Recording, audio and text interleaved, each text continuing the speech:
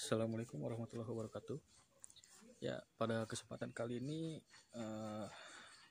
saya telah berada di salah satu situs peninggalan megalitik, yaitu situs Gunung Padang yang terletak di Cianjur, Jawa Barat. Nah, di sini juga ada sedikit penjelasan ya tentang Gunung Padang. Gunung Padang adalah satu peninggalan gunung berundak tua terluas di Indonesia. Diperkirakan dibangun antara 117 sampai 45 sebelum Masehi. Ada apa aja nanti di dalam? Mari kita langsung ke atas saja. Tangga yang dari lurus, ini teras 2, teras 3, teras 4, teras 5. Ini tangganya lurus. Lurus dia menghadap lurus sebelah sana, itu di belakang pohon itu adalah gunung gede. Kalau cuaca cerah pasti kelihatan. Halo, welcome to your vlog. Ya teman-teman semua, kita ketemu lagi nih di episode ke-9. Episode ke-9 ini aku akan ajak jalan-jalan ke Gunung Padang Cianjur. Pastinya balik lagi dengan dua saudaraku. Saya Agung Dan saya Dani. Ya, mungkin pertama-tama sambil diputar juga videonya, kita juga sambil berdiskusi ya. Ya, seperti biasa, dalam suatu perjalanan itu biasanya dari sini ya, dari Depok ke lokasi itu sendiri seberapa jauh dan berapa lama sih? Untuk waktu itu jalan jam 8 ya. Jalan jam 8 sampai sana itu zuhur jam setengah 12 lebih lah. Karena itu jalanannya lancar sih, karena kan hari biasa gitu. Jadi jalanannya cukup lancar sampai sana. Dari sini lewat jalur puncak, lewat puncak Bogor itu sampai ke turun ya, sampai bawah Cipanas, Cianjur. Nah, sampai di Cianjur itu ada bundaran, kita ke kanan yang ke arah Sukabumi. Iya. Nah, ke arah Sukabumi nanti ada pelangnya, ada tanda jalannya untuk ke arah Gunung Padang. Itu kurang lebih masih 20 kilo sih dari depan situ masuk ke dalamnya. Tapi masih masuk Cianjur ya? Cianjur Selatan atau gimana? Iya, kabupaten masih Kabupaten Cianjur. Dari masuk gangnya itu ke dalam kurang lebih berapa jam ya? 2 jam ada ya? 2 jam lah kurang lebih. 2 jam. Oke, berarti dari sini lewatnya ke puncak. Lewatnya ke puncak, terus dari puncak sampai ke Cianjur baru belok ke kanan arah Sukabumi ya. Tapi masih masuknya Kabupaten Cianjur gitu. Nah, mau tahu nih, mungkin teman-teman di rumah masih nggak tahu nih Gunung Padang itu wisata apa sih gitu kan. Terus di sana ada apa aja yang bisa dilihat atau mungkin sebagai bahan pengetahuan gitu, bisa dijelasin nggak? Untuk yang saya tahu sih ya, itu di Gunung Padang itu peninggalan situs megalit. Dia itu sekitar abad ke berapa Masehi itu. Sebenarnya sih itu dari sebelum Masehi. Di tertulisnya sih itu 2500 atau 25.000 tahun sebelum Masehi. Itu 2500 kalau nggak salah sih, 2500 sebelum Masehi. Itu sudah ada di sana, sudah terbentuk situs itu. Dan situs itu juga menurut yang saya dapat dari yang sana ya, itu tiga kali berubah fungsi sesuai zaman yang ada.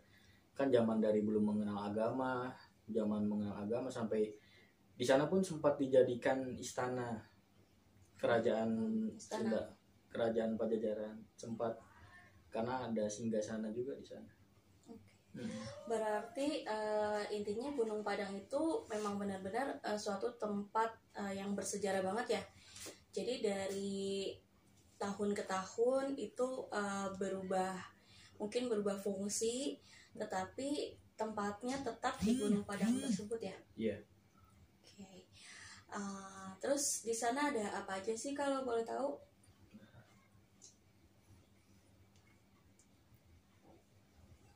Di sana itu ada dibagi-bagi beberapa teras ya, ada 5 teras kalau nggak salah. Jadi teras 1, teras 2, 3, 4, 5 itu berbeda-beda fungsinya. Kalau yang di teras 2 itu semacam tempat penerimaan tamu-tamu. Teras 1.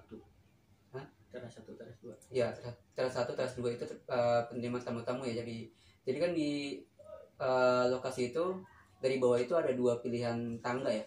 Ada yang tangga landai, sebelah kanan ada tangga yang Tangga lama. aslinya yang langsung ke atas itu. Dan itu cukup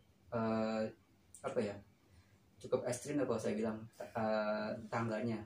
Tapi kami memilih ke yang sebelah tangga landainya. Walaupun tangga landai tetap saja itu perjalanannya amat sangat melelahkan juga gitu kan. Oke ya, terus kita masuk ke teras 1, teras 2. Di situ tiba-tiba ada penjaga lokasi situ ya, apa namanya? Penjaga pemelihara atau kuncian situ tiba-tiba mendatangi kami ya, termasuk terus tiba-tiba dia duduk di situ cerita-cerita gitu kan. Nah, kemudian pada saat saya sedang keliling sendiri, saya bilang ke bapaknya, Pak, kita sebelum kesini diminta untuk bersemadi di atas ya kan. Nah tuh tiba-tiba si bapak itu langsung buru-buru tuh ngomong apa dia waktu itu. Ya ngomong, ya udah ayo atuh sok, mungkin saya perantaranya, kayak gitulah intinya. Jadi dikasih unjuk, emang jalannya tuh sebenarnya tangga yang diharuskan ya. Tangganya tangga yang curam itu. Kita istilahnya kita salah naik lah gitu. Mungkin untuk lain kali untuk ke sana mungkin biar lebih afdol harusnya lewat tangga yang gini, karena itu langsung pintu masuk. Dari tangga 1 pintu masuk nanti ada jalan menuju kayak aula penerimaan. Di situ ada alat-alat musik ya, kayak batu gamelan ya kan. Batu gamelan sama kayak apa sih, kayak gong gitulah. Ya terus nanti ada kayak jalan gitu. Masih ada sih bentuk jalannya, masih ada. Cuma karena ya habis dimakan zaman juga sih, jadinya sudah runtuh kan. Bekas tangga masih ada. Jadi di situ jalanannya itu sebenarnya bisa ada bekas-bekasnya, cuma karena mungkin ada bekas pergeseran bumi atau ada gempa bumi, jadi agak bergeser batu-batuannya gitu.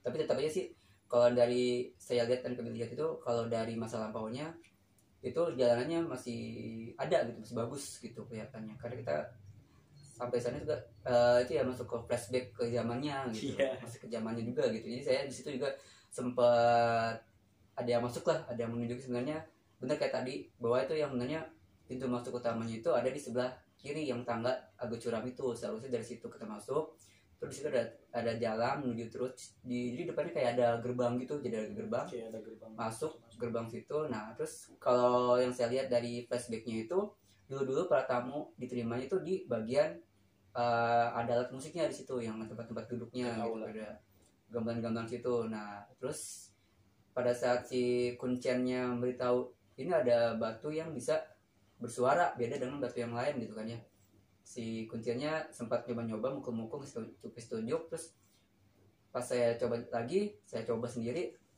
di situ saya agak lost itu ya, agak kehilangan juga, ada yang masuk juga. Jadi saya ngebunyiin batu itu gitu secara tidak sadar gitu, mengikuti irama waktu zamannya gitu. Iya, main aja gitu. Itu sempat kami videoin, sempat kami rekam. Rekamannya tuh nggak bisa, jadi rekamannya rusak. Nggak tahu kenapa ya, mungkin nggak boleh ngerekam atau gimana. Itu dia lagi main tuh rusak rekamannya gitu. Jadi kalau misalnya ditarik garis lurusnya ya, goalsnya gitu, tujuannya Dani sama Agung kesana, berarti dalam artian memang sudah ada undangan gitu ya, sudah diundang ya gitu ya. sudah dipesankan untuk ke tempat tersebut gitu. Oh ya, ini for your information aja, ini saudara-saudaraku emang mungkin punya kemampuan lebih gitu ya. Jadi di sini selain perjalanan sejarah, tapi juga mungkin ada mengandung sedikit mistisnya gitu kan. Karena memang di sini tujuannya ke Gunung Padang itu memang ada sebuah tujuan ya gitu kan. Memang kayak sudah diterima lah di sana gitu, diundang sama yang di sana gitu. Karena masih berkesinambungan sama yang di Gunung Pancar waktu itu. Oh iya. Karena sosoknya juga apa ya, emang ada di sana gitu. Jadi sosok leluhur yang di Gunung Pancar itu istilahnya memberikan pesan kepada kita untuk bersilaturahmi ke Gunung Padang. Oke. Terus ada pesannya lagi kah yang mungkin bisa disampaikan? Di sana itu sebaiknya kalau misalnya teman-teman ini pengen tahu tempatnya bagaimana, terus pengen rekreasi lah ke sana, itu juga kan dibuka untuk umum ya? Iya. Dibuka untuk umum. Pertama HTM-nya berapa? Tiket masuk itu untuk gerbang pertama sebelum itu 5.000 per orang. Nah di dalamnya lagi masuknya berapa? 5.000 juga, 5.000 per orang. Sama Berarti parkir 5.000. Oke. Iya. Berarti ada 2 kali gerbang, itu tiketnya 5.000. masing-masing 5.000, sama kendaraan juga 5.000 ya. Nah untuk di sananya sendiri berarti seperti yang tadi sudah dijelaskan, berarti modelnya kayak teras-teras gitu ya? Iya. Teras-teras itu ada berapa teras? Ada 5 teras. Ada 5 teras. Dan itu menghadap lurus ke arah Gunung Gede. Ke arah Gunung Gede? Iya. Karena menurut cerita Kuncen ya, mengapa itu diambil lurus ke arah Gunung Gede, istilahnya kan itu kan dulu kan tempat peribadatan juga. Nah kebetulan juga di situ memang kalau dilihat di peta, tempat yang singgasana di atas itu benar-benar mengarah ke kiblat. Oke, kalau Iya. ditarik garis lurusnya ya, garis linearnya ya. Oke, mengarah ke kiblat. Berarti ada unsur peribadatan juga di sini ya, Iya. secara Islamnya gitu kan. Oke, kalau gitu berarti di sana memang sudah ada kuncen ya. Kalau untuk menjelaskan di sana ada apa aja gitu. Kalau dari yang tadi dijelaskan berarti ada masing-masing batu. Di sana kan banyak batu berarti kan. Iya. Situs megalitikum yang artinya zaman batu besar sudah ada gitu kan. Nah, juga di sana ada batu-batuannya itu ada fungsi-fungsinya gitu ya. Iya. Ada yang bisa berbunyi gitu kan. Terus di sana juga ada alih generasi, di mana kerajaan Sunda ya. Iya. Di kerajaan Sunda juga itu sempat dijadikan kerajaan ya. Berarti namanya kerajaan pasti ada gerbang, pasti ada alun-alun. Alun-alun biasanya tempat penyambutan juga, seperti yang tadi diberitahukan, ada tempat gamelan itu, mungkin di situ tempat pertunjukan untuk penyambutan tamu. Terus di sana ada singgasana juga. Iya. Jadi menurut yang diberitahukan sama Kuncen itu ya, beliau sih bilang katanya tempat ini emang sempat dijadikan tempat pertemuan raja-raja. Gitu. Tempat pertemuan raja-raja gitu ya. Jadi emang bisa dibilang gimana ya? Itu di sana juga batunya tuh rata-rata bentuknya segi 5 gitu. Segi 5 bentuk segitiga gitu kan. Ada arti khususnya? Kan kalau di Sunda kan itu kan istilahnya kan tritangtu gitu kan. Apa sih? Tritangtu kan gitu ya. Oke kayak gitu lah. Emang kayak bentuk segitiga gitu rata-rata. Artinya apa tuh kalau gue tahu? Ada tahu artinya atau enggak? Kalau untuk artinya sih sempet tahu tapi lupa sih, mungkin tahu. Iya. Berarti kalau misalkan teman-teman mau ke sana nih udah ada kuncennya, biasanya kuncennya itu juga menjelaskan.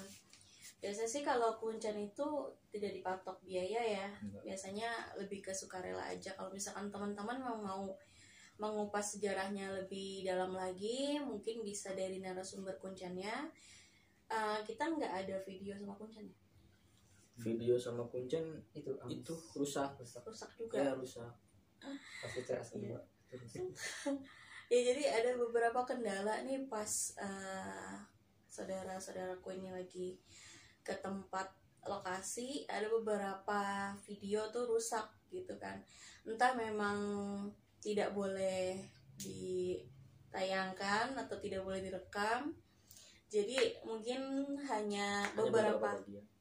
beberapa bagian yang bisa diselamatkan, beberapa bagian lagi mungkin ada di memori kita Dan itu masing-masing aja bagian ya. yang sebenarnya sih paling penting sih yang hilang itu. Iya.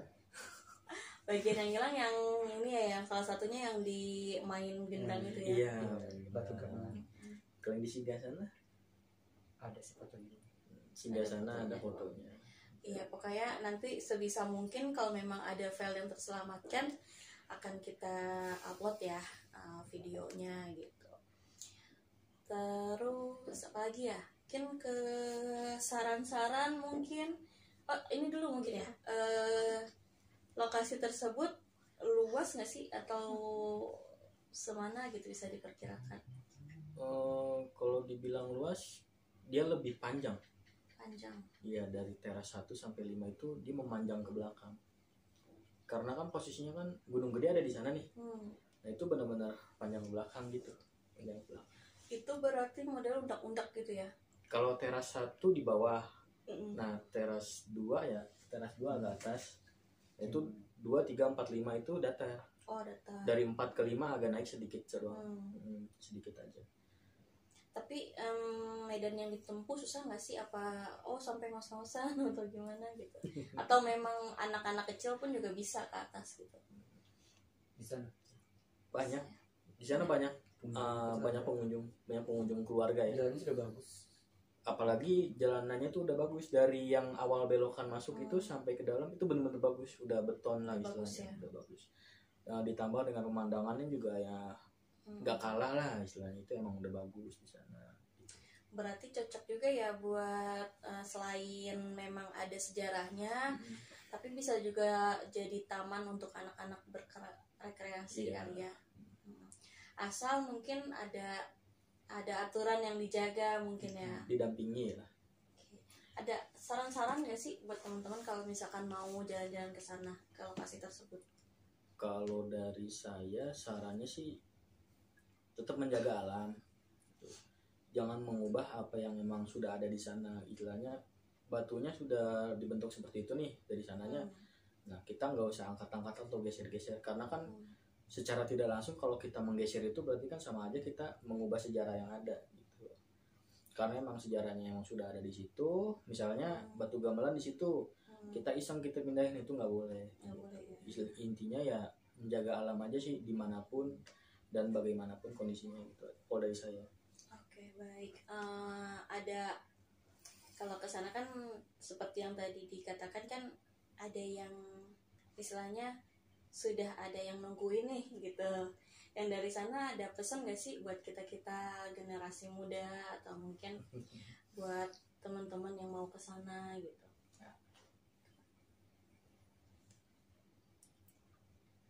Pesannya sama aja sih tadi yang udah dibicarain ya.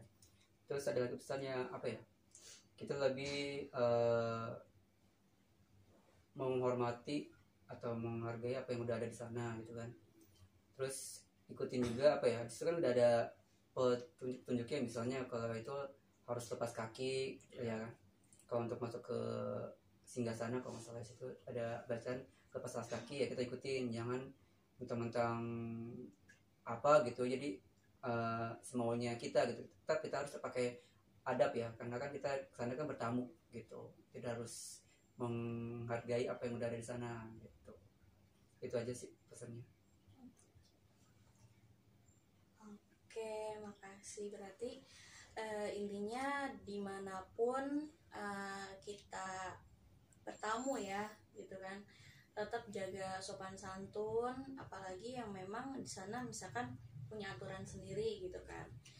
misalnya jangan sompral juga gitu kan dalam berkata-kata atau bersikap gitu ya. Sebenarnya dimanapun atau kapanpun kita juga harus seperti itu gitu kan. Iya.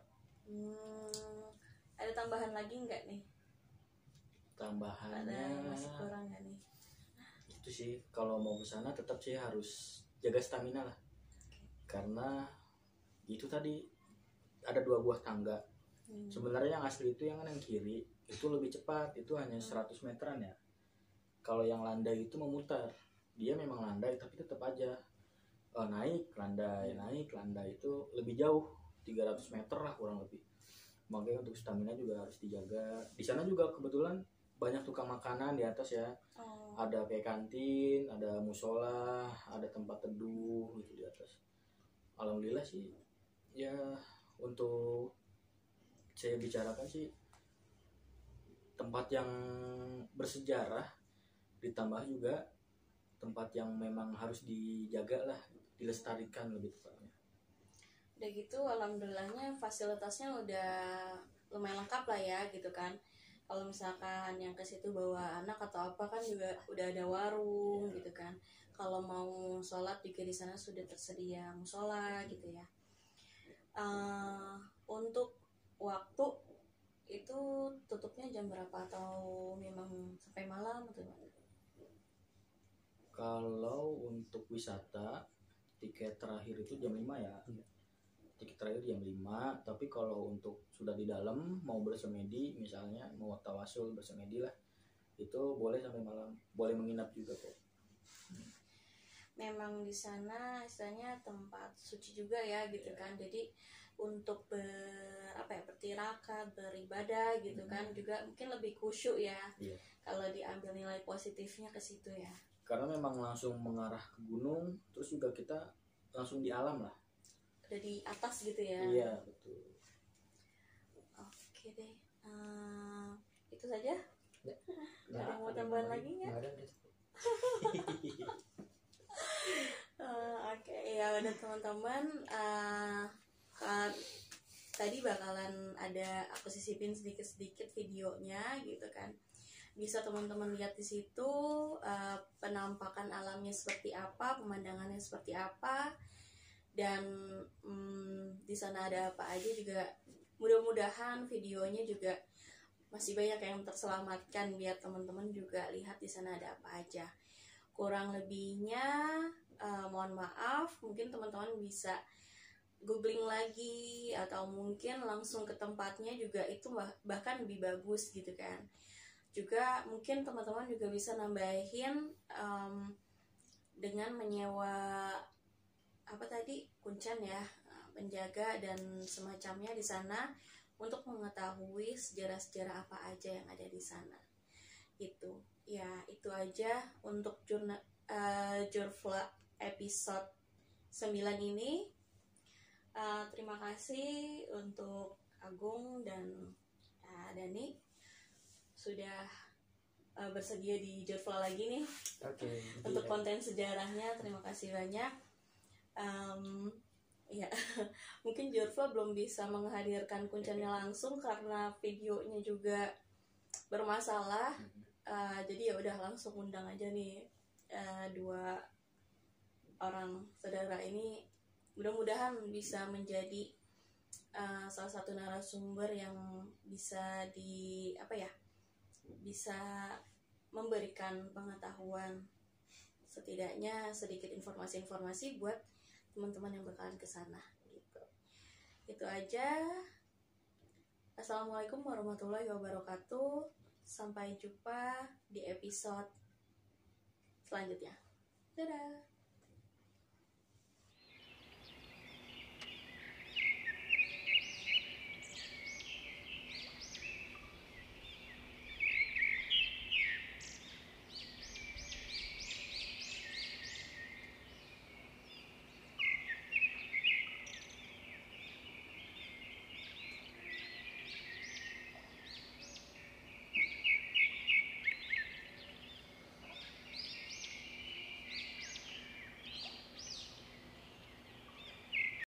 Ya alhamdulillah sudah selesai Perjalanan ke Gunung Padang. Gunung Padang, situs Sekarang megalit. kita Sekarang kita turun turun untuk kembali ke Depok.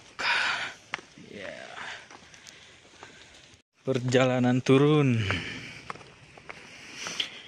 Untuk teman-teman yang ingin tahu tentang wisata sejarah apa aja sih yang ada di Indonesia, khususnya di daerah Jawa Barat, teman-teman bisa mampir ke situs Gunung Padang yang ada di Kabupaten Cianjur, Jawa Barat. Jarak yang ditempuh dari Depok, saya ambil lewat jalur Puncak Bogor, kurang lebih 4 jam perjalanan. Ya, kurang lebih seperti itu saja yang saya sampaikan kali ini. See you on next journey.